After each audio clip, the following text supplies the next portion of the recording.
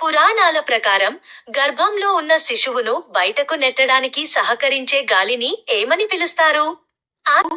ఆత్మ గర్భం నుండి బయటకు రావడానికి ఎందుకు భయపడుతుంది? 3. శిశువు పుట్టిన వెంటనే కేవ్ మని ఏడవడానికి గల తాత్విక కారణం ఏమిటి? గర్భంలో ఉన్నప్పుడు ఆత్మ దేవుడికి ఏమని మాటిస్తుంది?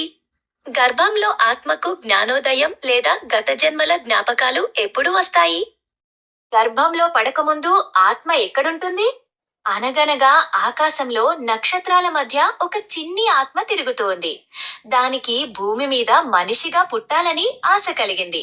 కాని దారి తెలియక మేఘాల వెనుక దాక్కుని చూస్తోంది. నల్లని మేఘాలు కమ్ముకున్నాయి. ఇదే సరైన సమయం అనుకుంది ఆ ఆత్మ. వెంటనే పక్కనే జారిపడుతున్న ఒక వర్షపు చినుకులోకి దూకింది.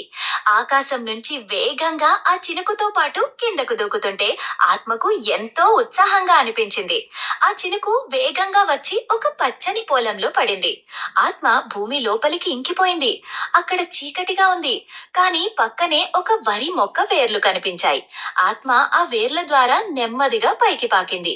ఆ మొక్క చివరన ఉన్న ఒక వరి గింజలోకి చేరి హాయిగా నిద్రపోయింది. ఎవరూ తనని చూడలేరు. కాని అది ఆ గింజలోనే దాక్కుని సమయం కోసం ఎదురు చూస్తోంది. రైతు పంట కోశాడు.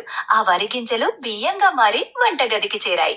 ఒక యువకుడు అంటే కాబోయే తండ్రి ఆకలితో ఆ అన్నాన్ని తిన్నాడు. అంతే, ఆ అన్నంతో పాటు ఆత్మ ఆ యువకుడి కడుపులోకి ప్రయాణం చేసింది. అక్కడ ఆహారం జీర్ణమై రక్తం ద్వారా ప్రయాణించి చివరికి ఆ పురుషునిలో ఒక శక్తివంతమైన వీర్యం రూపంలోకి మారింది. ఇన్నాళ్లు నిద్రపోయిన ఆత్మకు ఇప్పుడు చైతన్యం వచ్చింది. ఇక చివలి మొదలైంది. ఆ యువకుడు తన భార్యతో ఉన్నప్పుడు ఆత్మ తండ్రి శరీరం నుంచి ఒక్క ఉదుటున తల్లి గర్భంలోకి జారిపోయింది. అంతరిక్షం నుంచి మొదలై వానలో తడిసి మట్టిలో దాగి అన్నంగా మారి తండ్రి ద్వారా ప్రయాణించి చివరికి అమ్మ కడుపులో సురక్షితంగా చేరింది. ఇన్నాళ్లు గాలి రెబింజలో ఉన్న ఆ జీవుడు ఇప్పుడు ఒక పండంటి బిడ్డగా రూపం దాల్చడానికి సిద్ధమయ్యాడు. ఇది మనం పుట్టక ముందు చేసిన గొప్ప సాహసయాత్ర. గర్భవాసం ఆత్మ అనుభవించిన నరకం. అమ్మ గర్భంలోకి సురక్షితంగా చేరగానే ఆత్మ హమ్మయ్యా, ఇక్కడ చాలా హాయిగా ఉంది, ఇక విశ్రాంతి తీసుకోవచ్చు అనుకుంది. కాని రోజులు గడుస్తున్న కొద్దీ ఆ ఆనందం ఆవిరైపోయింది. ఆ గర్భం ఒక రక్షణ కవచంలా కాకుండా ఒక ఇరుకైన చీకటి గదిలా అనిపించడం మొదలైంది. బయట అమ్మకి బాగా ఆకలి వేసింది. ఆమె ఎంతో ఇష్టంగా కారంగా పుల్లగా ఉన్న ఆహారాన్ని తిన్నది. ఆ రుచి అమ్మకి ఆనందాన్ని ఇచ్చింది. కాని లోపల ఉన్న ఆ చిన్ని ప్రాణానికి మాత్రం నరకాన్ని చూపించింది. ఆ ఆహారం వల్ల పుట్టిన వేడి, ఆ ఘాటు శిశువు యొక్క అతి లేత చర్మాన్ని కాల్చేస్తుంటే ఆ బాధను చెప్పుకోలేక బయటకు రాలేక ఆత్మ లోపలే కిలగిలా కొట్టుకుంది. ఉమ్మ నీరు రక్తం మధ్య ఊపిరి ఆడక ఉక్కిరిబిక్కిరి అయింది.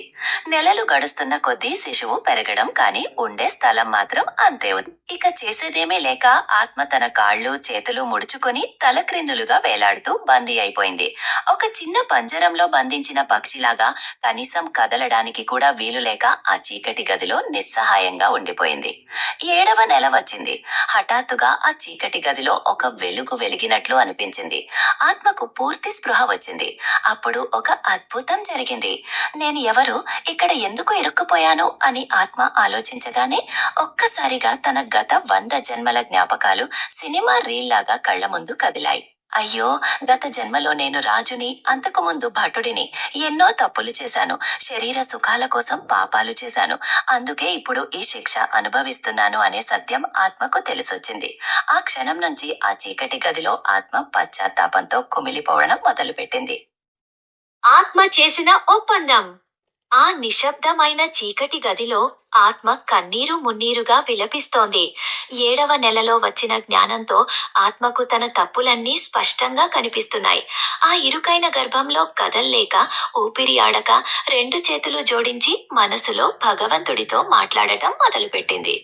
ఓ దేవా, నన్ను క్షమించు. గత జన్మల్లో కేవలం నా శరీర సుఖాల కోసమే బతికాను. కుటుంబం, డబ్బు అని వెంపడ్లాడి పాపాలు మూటగట్టుకున్నాను. అందుకే ఇప్పుడు ఈ మురికి కూపంలో మలమూత్రాల మధ్య ఊపిరి ఆడక శిక్ష అనుభవిస్తున్నాను. దయచేసి నన్ను ఇక్కడి నుంచి బయటపడేయి తండ్రి. ఈసారి బయటకు వెళ్తే మళ్ళీ ఆ తప్పులు చెయ్యను. నీ పాదాలను తప్ప వేరే దేన్నీ నమ్మను. మళ్ళీ జన్మంటూ లేకుండా మోక్షాన్ని సంపాదిస్తాను అని ఆత్మ ప్రమాణం చేస్తుంది.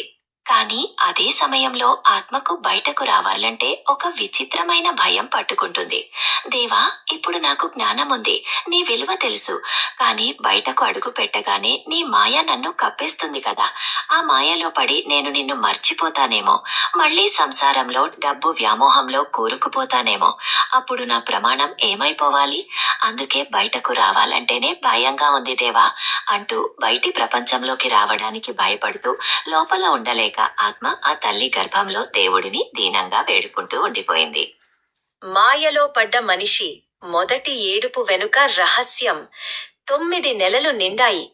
ఆత్మ ఎంతగా నన్ను బయటకు పంపవద్దు అని బ్రతిమిలాడినా ప్రకృతి ధర్మం ఆగదు కదా. హఠాత్తుగా ఒక ప్రచండమైన తుఫాను చెలరేగింది. దాని పేరే ప్రసూతి వాయువు. ఆ గాలి శిశువును తలక్రిందులుగా చేసి బలంగా బయటకు నెట్టడం మొదలుపెట్టింది.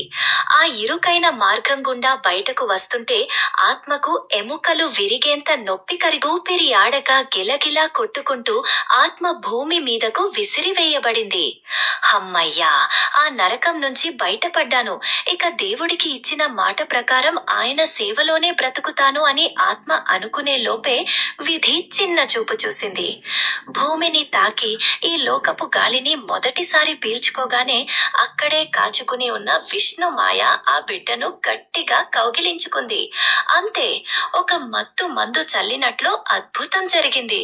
ఆ స్పర్శ తగలగానే గడచి 100 జన్మల జ్ఞాపకాలు, గర్భంలో పడ్డ నరక యాతన, దేవుడికి చేసిన ప్రమాణం అన్నీ తుడిచిపెట్టుకుపోయాయి. శిశువు మెదడు తెల్ల కాగితంలా మారిపోయింది. అన్నీ మర్చిపోయి ఈ కొత్త లోకంలో ఒంటరిగా మిగిలిపోయానన్న భయం ఆత్మకు కలిగింది. అందుకే పుట్టగానే ఆ శిశువు కేవ్ కేవ్ మని గట్టిగా ఏడ్చింది. అందరూ పుట్టింది అని సంబరపడ్డారు. కానీ ఆ ఏడుపు ఆనందం కాదు, ఆకలి కాదు. అది ఆత్మ వేసిన మొదటి ప్రశ్న. కహ అహం, కహ అహం అని సంస్కృతంలో ఆ ఏడుపుకు అర్థం. అంటే నేను ఎవరు, నేను ఎక్కడికి వచ్చాను అని. నిమిషాల క్రితం దేవుడికి ఇచ్చిన మాట గాలిలో కలిసిపోయింది. దేవుడిని మర్చిపోయి ఆత్మ మళ్ళీ మాయా ప్రపంచంలో పడింది. ఆటలు, ఆస్తులు, బంధాలు అంటూ కొత్త నాటకం మొదలుపెట్టింది.